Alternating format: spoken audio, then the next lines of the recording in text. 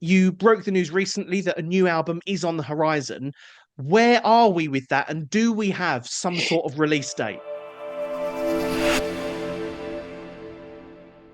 I am joined by the legend that is Mr. Matt Garstka. Yeah. How are you?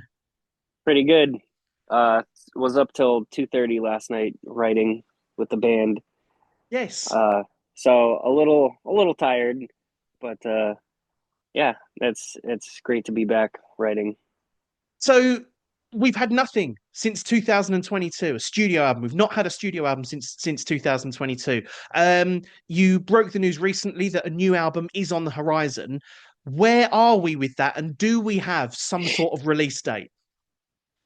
No release date in sight. Because our creative process is like we're not like, oh, we're gonna crank out an album now and like do it in a month or whatever. Like we're pretty scattered. Um, and I think we're trying to do it organically. But yeah, I mean, we want good ideas on each album. We want each album to surpass the last and to make a statement. So we've been at it honestly for like probably a year, a little over a year, Wow. just like getting together and like honestly, we're like also experimenting. You know, when we go in the studio, it's not like necessarily that we'll keep something on the album. You know, it's kind of like let's see what happens because yeah, honestly we don't always, it's not like okay, we're gonna do this song, we're gonna make this, and like Yeah. we'll start with parts and or a part, and we'll expand from there and like build it out. And there's a level of like seeing uh kind of what the song is trying to say, as Yes. opposed to like being like we're gonna make it this and this and that, because like there's three people that we can, that changes the direction of what Yes. any one person might think. So it's uh, yeah, but that's what I want to do, man. Just want to spend my life creating and hopefully innovating.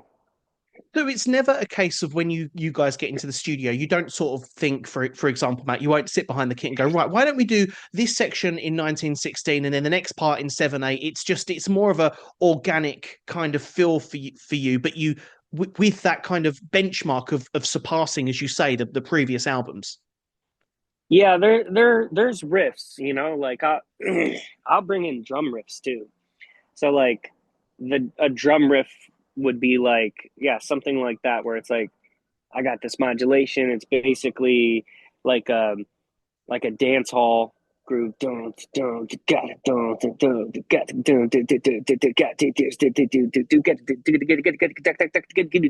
And it's like 17 nestled in there by like 3-3-2 going to like a 7-7-5. Like I'll come like with something like that, and like I'll kind of have developed parts to it, and that's usually the contribution that I'll start out with. A contribution Tosin starts out with, or Hav is usually like a series of riffs. Like they'll have one or two or maybe three parts, and so like we try to start with a strong idea. Um, but yeah, there's a level of it evolving past where any of us could anticipate, which is kind of fun to experience. And a lot of people say that trios generally create the best bands. For example, Muse, The Police, a lot of bands out there who've been super successful has been a trio. Have you found that, within Animals as Leaders, just the three of you kind of, banging your heads together in a positive way is kind of part of the reason the band and the business is so successful? Yeah, just economically, only three people is better than four or five or six or seven. But like, in addition to that, I would say like there's always a majority, usually, Yes. like there's two people think one way and one another. Sometimes we're all thinking differently, and then it's like, oh shit, hold Yeah. on, hold on to your hats. Um, but yeah, I don't know. Yeah, I think there's definitely advantages. Yeah, I think there's disadvantages too, Oh, really? like, yeah, like, I mean, it's two H strings and drums. Hmm. So like we don't have a bass player or a Yeah. keyboard player. So we don't have that added like performer doing that or that added person doing that. But I think we've done a pretty good job of like being able to add in those, strings because nowadays you can have tracks. And so, Yes. you know, that makes it a lot easier to have a smaller core group and Yeah, like yeah, yeah. still have like this crazy sound with Yes. like effects and everything. So yeah. So obviously you're in one of the biggest prog bands in the world at the moment. I mean, mind you, his animals. I mean, you jazz, you prog, you're just dipping into so many different styles of music. But Matt, when did your relationship with the drums first start? Uh, so my dad had bought a music store when I was around 8 years old. He had been teaching there, and like when he bought it, like it was like, all right, we don't really have a babysitter. Like you're gonna be coming to work with us and like Okay. hanging here at the store. And I'm like, oh man, the store. Oh. At first, actually, I think I was excited. Whoa, the music store. Okay, cool. But then after a while, I was like, damn, it's boring here, And Yeah. well, I started to go next door where they had the drum jungle and everything was like purple and there's like a purple ape, as like the and it's like this drum set sitting there on the stage, with light gleaming in from the outside, sun rays gleaming in. And I was like just drawn, and I was like, okay, let me screw around. And I would just start messing around with beats. My dad was trying to get me to play guitar. He's a guitar player. And he's Right. like Okay. getting me lessons and I'm like learning some things, but I'm like, but drums, like when I would sit on drums, it was like I could like manipulate patterns basically. And I could change things up and like learn things on the spot because maybe I'm just pitch stupid or something. It's like, but yeah, it's kind of like when you're first learning an instrument, like you only know what they teach you, Yeah. unless you're going by ear. And so my melodic ear wasn't like in tune with this, but like my rhythmic ear I could manipulate things on the drum. So I think I engaged in that process early on, and that was kind of the start. And did you when you were handed those sticks for the first time, or when you sat behind the kit for the first time, were you able to just kind of groove straight away, or was there a period of when you were kind of just randomly hitting things? Was it a natural experience for you? I would say it was fairly natural. Like, I knew the concept whole time. I was 8, so I wasn't like some people when they're 3, they're like, oh, you're giving the baby sticks, and it's like, yeah, it's not going to be in time, or they'll keep time, and you're like, wow, they're actually keeping time. Yeah. So I don't know. I was a little more developed and I've been watching my dad play in bars and everything. So I think, yeah, I was kind of like more on the natural side, I would say. But yeah, there's, definitely a struggle to like, okay, I want to do half of these, but like keep the same thing going. Like I remember having those sort of issues where I was like, okay, I got to figure this out, So like activated that part of my brain. I think it's healthy. When did you realize that, manipulating time signatures and that more kind of explorative route was kind of something that you enjoyed more? Because you're like a pioneer of odd time signatures and just crazy music. When did you realize that that was kind of your cup of tea, so to speak? Uh, I think it was my dad was always showing me like John Bonham and like Ginger Baker um and I was like, that's cool, but it never really was my thing. And then I started working with Joe Salins when I was 14, and he started hipping me to jazz fusion, and I was listening to Billy Cobham, and I was like, fuck, like and then I was listening to Gary Novak playing with Chicoria, um, like the live Paint the World uh, excerpt from Warsaw. Like that was like he made me a tape of that, and it was like Spanish Moss with Billy Cobham. It was like Night Sprite with Steve Gadd, Hmm. and that was like, holy crap, this is like a whole different, like this is like real shit. I was like, it felt like it was like, okay, my dad was giving me like soft drugs, whatever he was on was soft drugs. These are hard drugs. This is some hardcore stuff.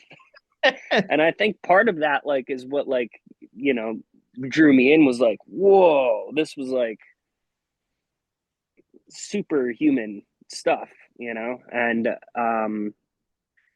yeah, I don't know. I just like honestly, it was a lot of conscious effort to try to get the odd times and to count stuff out. And it was like always, it was like I loved the sound. It was just, you know, I had to figure it out, and it takes a long time to actually like really map out all the signatures, get really comfortable playing different groupings and accents and all those different signatures. And you know, my teacher Bob Galati was also instrumental. He was teaching me like he would have different exercises with like quintuplets and septuplets and non-tuplets, and like uh like doing a table of time sort of thing where you're climbing and going higher by like, you know, Okay. triplets and then sixteenths, quintuplets, sextuplets, Yes. septuplets, and then like really high. And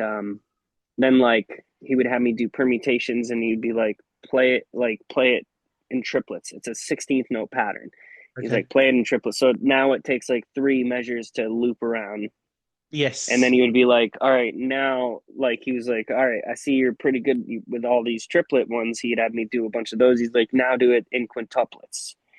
And so like, or I like did that on my own as like I'm gonna do something crazy, and like I showed him or something like. But yeah, that was kind of like also like a huge foundational Hmm. um moment for me. It was like Yes. kind of like when I was building the foundational work for everything to come, Yeah. and just kind of like trusting my teacher, like, yeah, this is some cool stuff. So, with regards to your music now, I mean, obviously, having learned all of that in your younger years, how do you approach something that would be kind of quite tricky for you on the kit? Because I know that you're very open about, you're still studying drums, even at the level that you are now.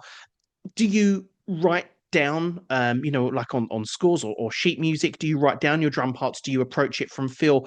And how do you calculate, such complex time signatures? Well, how do you approach that? Is it feel, or is it from a more, I don't want to say academic perspective, but more sort of from paper? Is it eyes or ears, I suppose, is the question. I think uh, players do tend to have a preference. They do Yeah. tend to have like a natural inclination to one or Mhm. the other. Yeah. The more natural players are going to go more towards feel, and they're also going to be put down a path of uh, more of the same patterns that they've like absorbed by sound, Mm. like orally, you know. And then there's the other players that go by concept. Yes. And although these players tend to have the ability to break things more, to innovate kind of, because you're consciously seeing all the different pieces and like, okay, I can manipulate this and it's different. Yeah.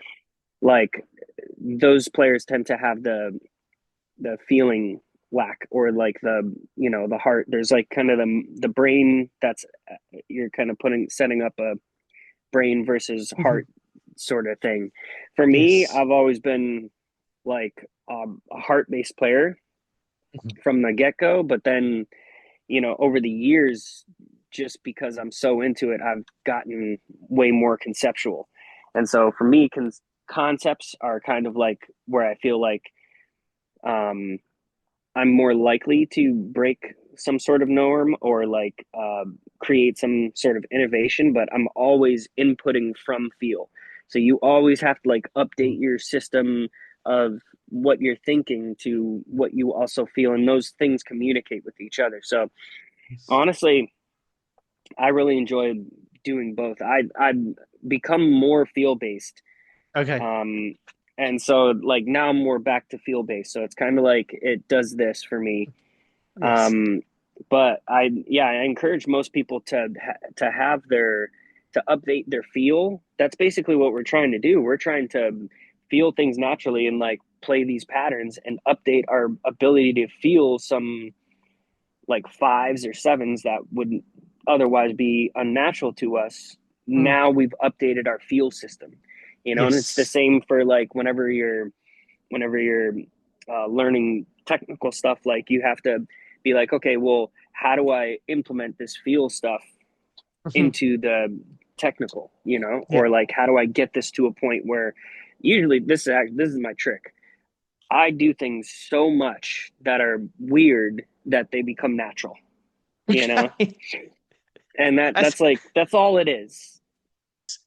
when I stumble across your videos on Instagram, I have a very similar reaction to when I watch Thomas Lang. Sometimes I'm like, oh my God, how does he do that? And sometimes I'm like, I just want to put my sticks down and go and play the triangle or something. Because honestly, like what you do is well, you just do it so well. What would your advice be to aspiring drummers who would love to follow in your footsteps or see you as their hero? Follow your heart, like follow what you're interested in, and behind that you have like hard work, and like there's going to be a level of, well, I don't like to do this stuff, but it's good for me, like eating healthy or exercising.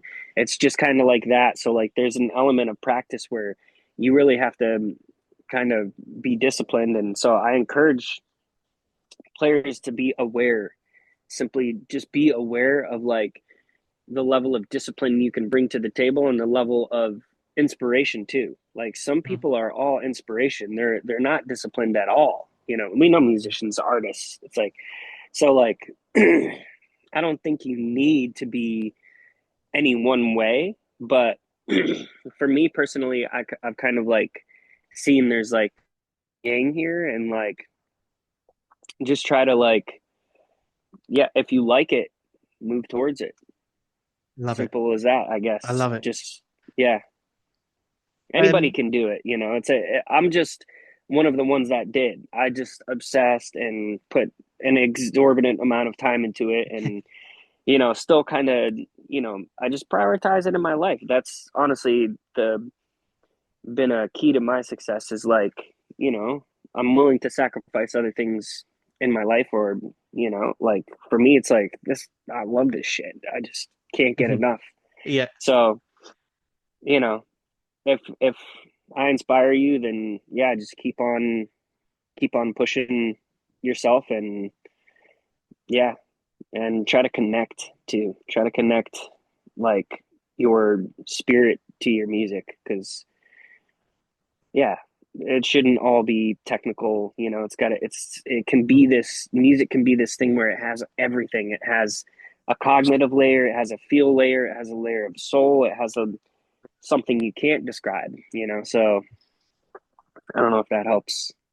it does. And what a very kind of philosophical way to wrap things up. Matt, thank you so much for coming on Drummers Review. It has been an Yeah. absolute pleasure. I wish you nothing but success in the future. I'm gonna keep messaging you and asking when the new album is out, even after this.